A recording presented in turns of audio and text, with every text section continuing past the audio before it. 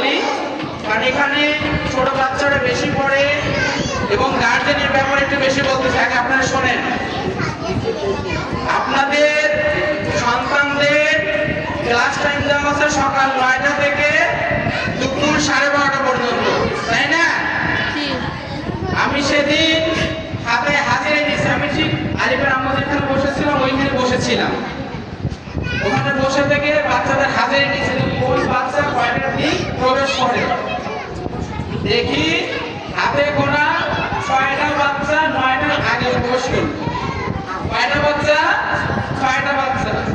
তার মধ্যে আমার একটা ম্যাডাম প্রবেশ করছে 8:50-এ, আর একটা ম্যাডাম প্রবেশ করছে 8:57, আর হুজুর প্রবেশ করছে 9:03-এ। বুঝতে পারছেন? এই বসো। এই তাহলে যদি আপনারা আপনার সন্তানদেরকে 9টা ক্লোজ করে পাঠান, তাহলে কি আমি কখনো 9টার মধ্যে ক্লাসটা চালু করতে পারবো? বলেন, এটা কখনো সম্ভব কিন্তু না।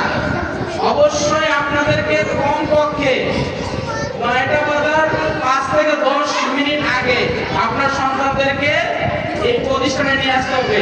এই কমিটমেন্ট করতে আপনি রাজি আছেন ইনশাআল্লাহ? শোনেন, ছোট বাচ্চাকে অবশ্যই সকাল সকাল ঘুমাই দিতে হবে। খাওয়া দাওয়া করে আপনার রাত 10টার মধ্যে ঘুমাই দিবে। ওদের হাতে ফোনও দিবে না এবং আপনারা কোনো ফোন ব্যবহার করবেন না।